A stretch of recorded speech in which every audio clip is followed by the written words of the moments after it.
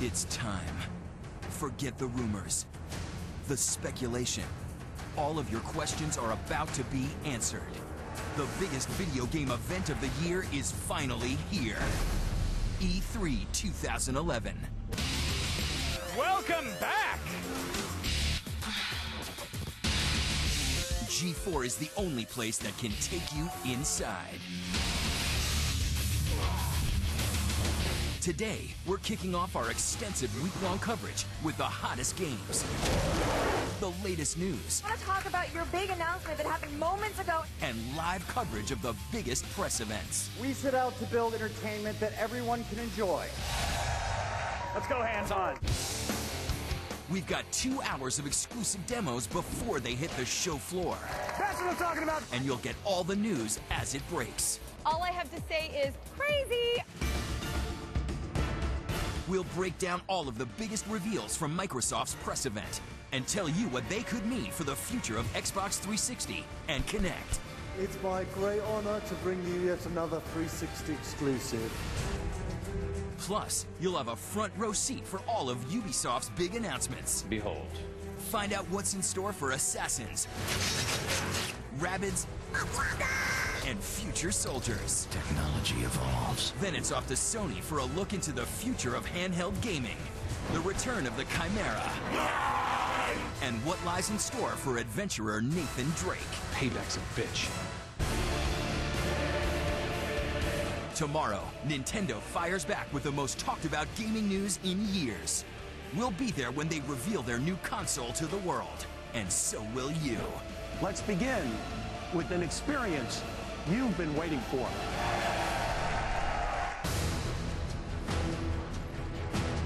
G4's got the gaming world's biggest event covered like no one else. Exclusive live hands-on demos, epic trailers, and interviews with the industry's boldest visionaries. You know him, you love him, Cliff Blazinski. If you want to play it, you'll see it here first. G4's week-long coverage of E3 2011 starts right now. OMG!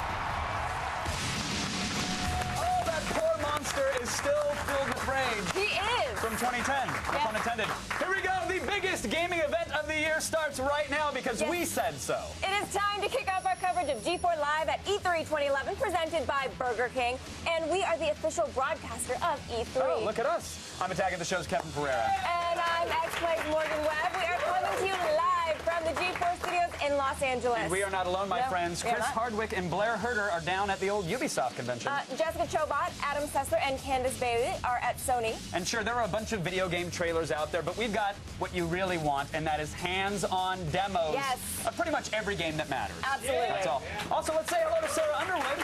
She's over at the old Twitter wall. Hi. Hello, Thanks, Sarah. guys. And if you want to show up on this fancy Twitter wall, let us know what you think of E3 by tweeting with the hashtag E3 on G4. G4, not G-Floor.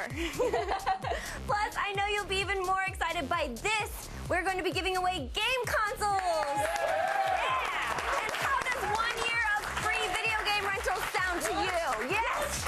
Yes. Now that we have your attention, don't we? We'll hear from you later. It's early, you know. We'll hear from you later in the show. Get me off here. Back to Kevin. It's actually noon, Sarah, but that's It's early all right. for me. We are the exclusive broadcast partner of E3, and coming up, we'll bring you today's live Ubisoft and Sony press conference events in their entirety and commercial free. Yes, and we are going to get an exclusive look at Call of Duty Modern Warfare 3. We are going to show you part of the battle in Manhattan that you have not seen anywhere else. Plus, we'll have an exclusive hands-on demo of Gears of War 3 and a world premiere of the newest Gears character played by Dr. Ice-T. Then get ready for a look at the ultra-violent shape-shifting action of Prototype 2. Our hands-on demo, I know, is going to reveal the new weapons at your disposal. And And, folks, we will have the only hands-on demo of Saints Row the Third. We're going to shoot our way into the middle of a game war later on in the program. But joining me now, ladies and gentlemen, it's Vincent Coomer from Deep Silver. Big round of applause for Mr. Vincent.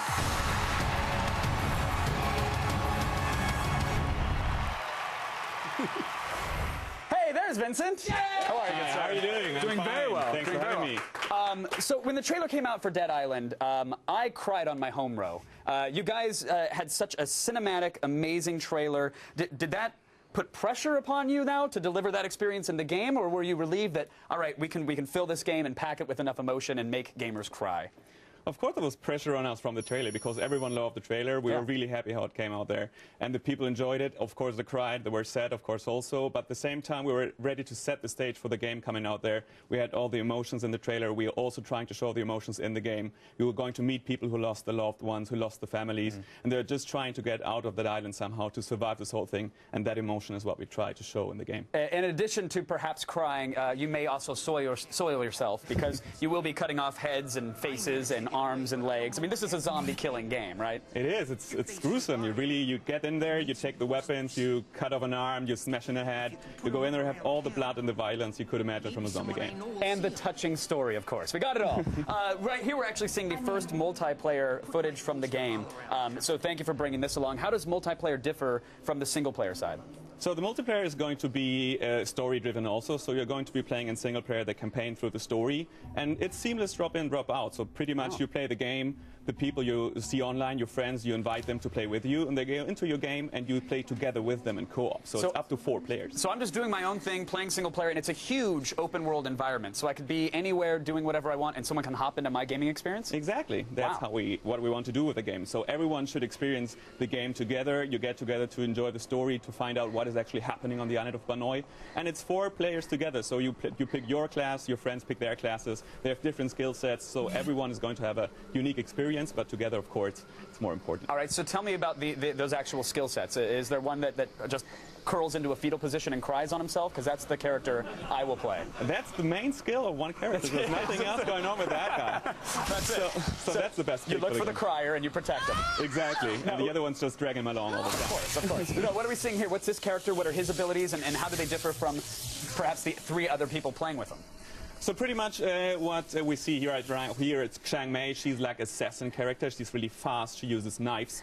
And so she has her own set of capabilities there. So she has active skills and passive skills. She can use a knife and she's going to do a lot more damage than the other ones do. But also she has like a skill set that she has unique moves that she can use, the jump kick and stuff like that, where she's really getting into the fight. And then when she goes into her rage mode, she is going to be even faster, even quicker, and she's going to do like so much damage. And she's really good at finishing off opponents. So like if there's a tank playing the game, he knocks down the opponent and she gets in there and just finishes She gets in off there and the zombie. stabs him with an electrified machete. Exactly. Just for good measure. I love it. Now, I know that there's a huge crafting system on the single-player side of things where you can go, combine items, make your own weapons. Because the single-player is, like, inherently the multiplayer, can you craft in the multiplayer mode? Of course, that is what we're going for. And also it's going to be possible that some players that actually have a weapon can drop it for the other players to pick it up. So this is really like you have the blueprint to make this gruesome, bloody weapon there, and you just go like, okay, I don't need it anymore. You have it, and you go and kill some zombies with it and smash them yourself. So I can go hop into someone else's game, they can make a weapon for me, throw it down, I pick it up, and now I'm using it. Exactly. Wow, that's incredible. And what about the different zombies? Because, I mean, zombie games, you have to decide, are you going to have the crazy fast 28 days later kind of zombie that's clearly had way too much Adderall, or are you going to go with the slower, more methodical, foam from the mouth zombie? Do you have both?